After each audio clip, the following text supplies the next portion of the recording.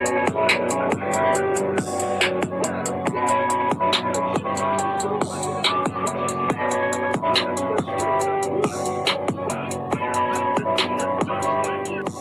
goddamn button. Push the goddamn button.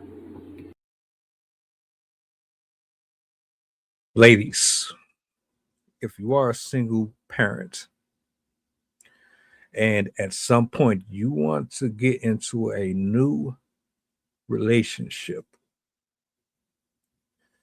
make sure you go to therapy. You have all your traumas dissipated, that you're healed. Make sure that you don't have ego. Make sure that you don't have pride. Make sure you don't have a self sense of entitlement. Make sure that you are considerate of the other person coming in if they decide to, because what you're doing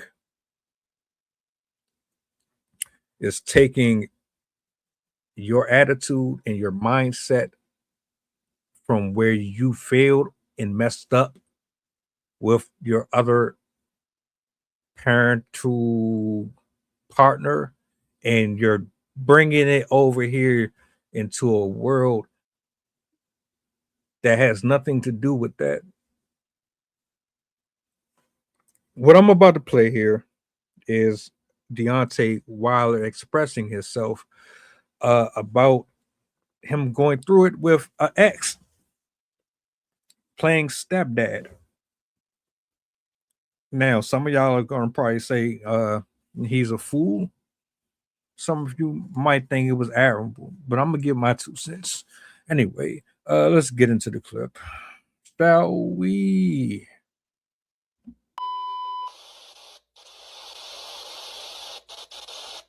I took the role of being your son father, not Right. just a daddy, but a father. Right. I went in so hard, bro. I went in so hard to the point where I put them on my wheel.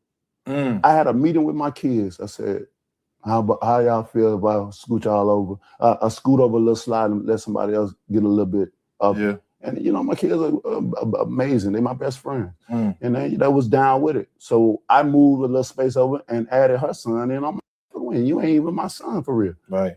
You know what I mean? Wow. Yeah, that has to take a toll. I put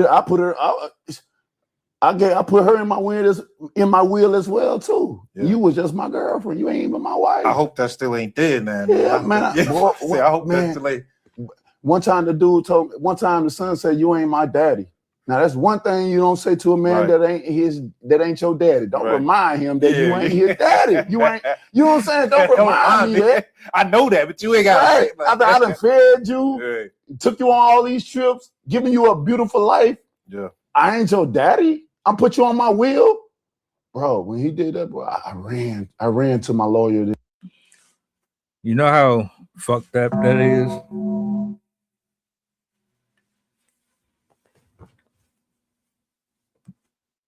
You understand why men don't want to deal with women with kids? The headache. You build all that time. You sacrifice all of that. To mind you, you were already asking for more than you actually deserved. And I'm not saying nobody deserves happiness.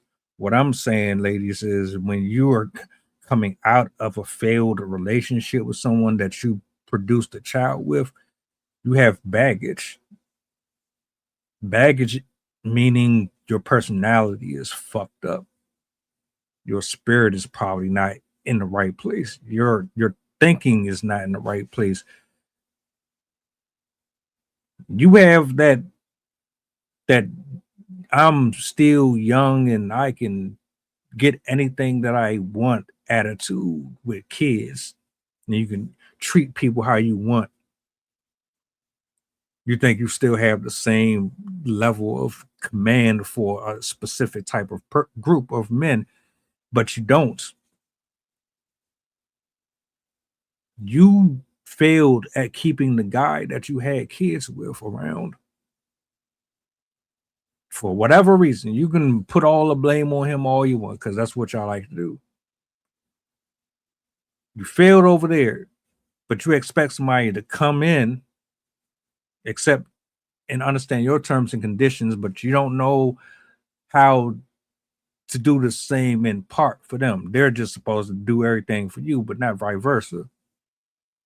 You don't even have conversations with your kids about what's going on. You're bringing a stranger around this person, expect them to be buddy and this, that, and the third, and it don't work like that. The whole thing is messy. If you were responsible and you healed and you took time to raise your kids before you got into another relationship, things would probably be a little different. I'd be too worried about having somebody there to help you out versus to actually be there for the reasons that they should be.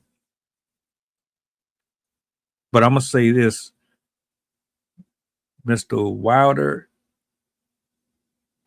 you're smart for getting all of that handled with the attorney. You're a fucking idiot for putting either one of them on your will.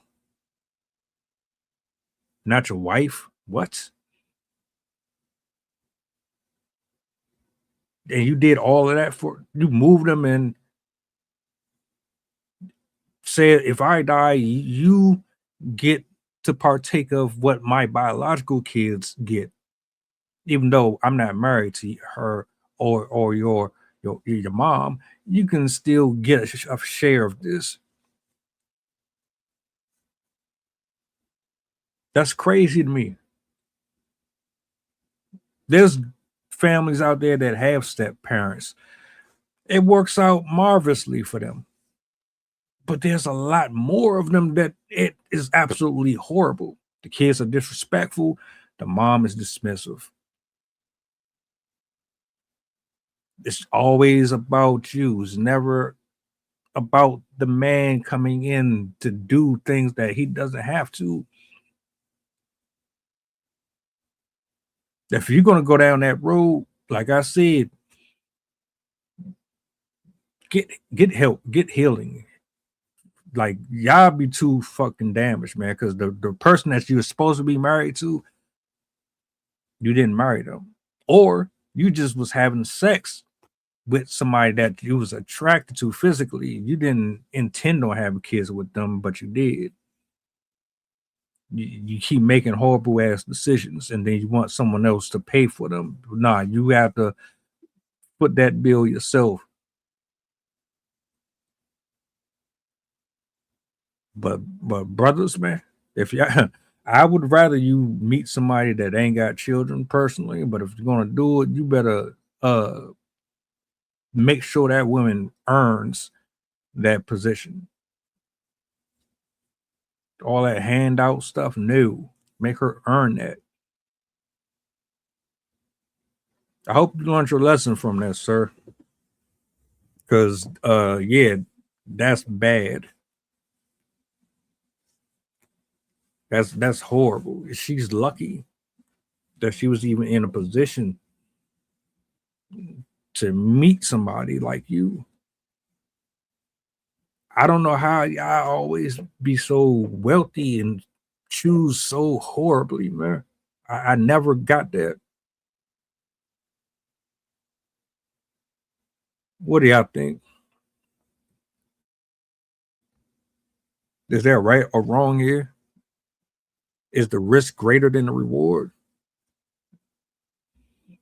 Welcome aboard the flight. This is pilot who shites the talking. We going back to Memphis and coming straight from New Orleans. The estimated time of arrival is about an hour, and I can turn you ghost if you try and play with my power. So when you look up and see the sun flashing, stay in your seat. If the flight attendant say you making trouble, then we got beef. The turbulence might get rocky. You better not spill your food. This is bread and plain if you get it messy.